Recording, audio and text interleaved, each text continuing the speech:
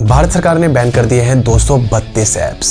उनमें से 138 ऐप्स जो है वो है जो कैसीनो और गैम्बलिंग के ऐप्स हैं वो, और 94 ऐप्स जो हैं लोन के ऐप्स बंद किए हैं। तो आज इस वीडियो में मैं आपको यही बताऊंगा आखिर ये ऐप्स क्यों बैन किए गए और भारत सरकार जो है इन ऐप्स को टाइम टू टाइम क्यों बंद करती रहती है।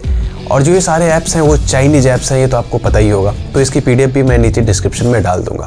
तो सबसे पहले बात करते हैं कि जो 138 ऐप्स जो गैम्बलिंग ऐप्स बैन हुई है, जो बैटिंग ऐप्स बैन हुई है, वो आप लोगों ने कई जगह देखा होगा। ऑनलाइन जब आप लोग स्ट्रीमिंग कर रहे होंगे तो आप लोग देखते होंगे कि बैटिंग के बहुत सारे ऐप्स आके जो है ऐड आते रहते हैं, गैम्बलिंग के आते रहते हैं। वो क्या करते हैं, लोगों को उसमें लोभ देकर अंदर घुसपाते हैं, उसके बाद उनसे पैसे ले लेते हैं।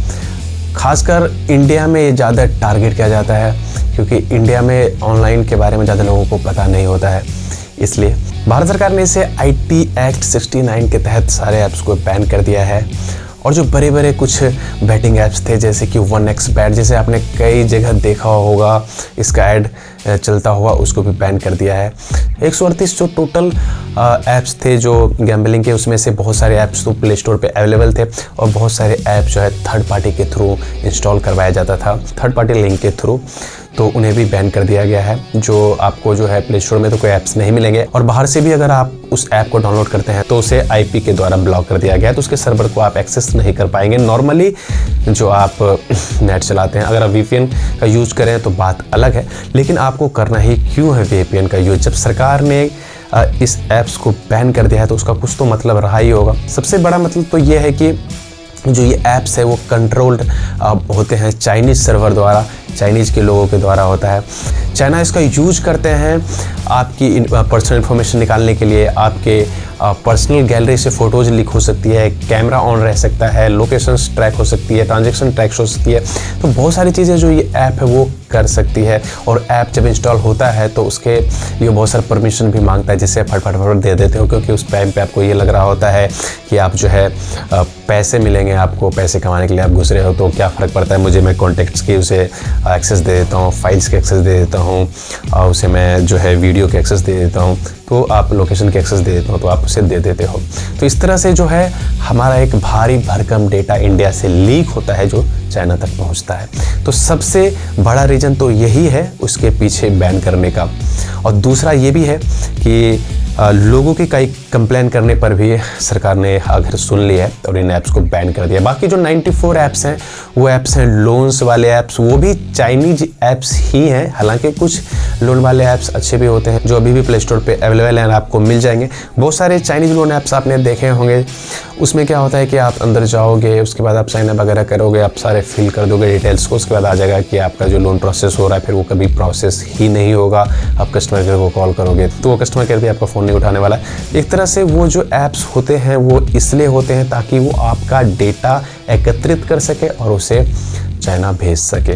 तो वो आपके बारे में सब कुछ जानते हैं। उन ऐप्स का मकसद ही यही होता है, सिर्फ डेटा को कलेक्ट करना। लेकिन वो as a form of loan apps दिखाते हैं क्योंकि लोगों को पैसों की ज़रूरत होती है, तो वो इसको फील करने में हिचकिचाते नहीं हैं, क्योंकि वो ऑलरेडी इतने परेशान होते हैं, उन्हें पैसों की ज़रूरत होती है, तो फिर आप उनसे कुछ भी फील करवा लो। तो मैं यही कहूँगा कि देखो, ये सारे जो ऐप्स होते हैं, अगर आप लोन ऐप्स के लिए जाओ तो एक बार आप देख लो कि वो RBI और जो है इंडियन गवर्नमेंट से रजिस्टर्ड है कि नहीं है, तभी आप उसके लिए अप्लाई करो। अदरवाइज आपको लोन तो मिलेगा नहीं, लेकिन आपका डेटा लीक जरूर हो सकता है, आपका फ़ोन वगैरह हैक जरूर हो सकता है कि उस लोन ऐप ने आपसे बहुत सारी परमिशन मांगी होगी। अगर आप उस ऐप्स के बारे में जानना चाहते हैं तो नीचे मैं एक जो है ना PDF डाल दूंगा डिस्क्रिप्शन बॉक्स में, आप वहाँ पे जाना और उस PDF को खोल के देख लेना कि ये सारी ऐप्स थी जो है बैन कर दी गई है इंडियन गवर्नमेंट द्वारा। और ये भी बताना क्या आप लोगों ने इनमें से कोई ऐप्स कभी यूज किया था कि नहीं किया था। तो एक छोटा वीडियो अवेयरनेस के लिए था कि मैं आप लोग को बता दूं और आप लोग इस सब से दूर रहें, आप इन लोन के ऐप से दूर रहें, आप इस बैटिंग के ऐप से दूर रहें, गैम्बलिंग के ऐप से दूर रहें। ये लोगों का मकसद सिर्फ यही होता है कि लोगों का पैसा लूटना।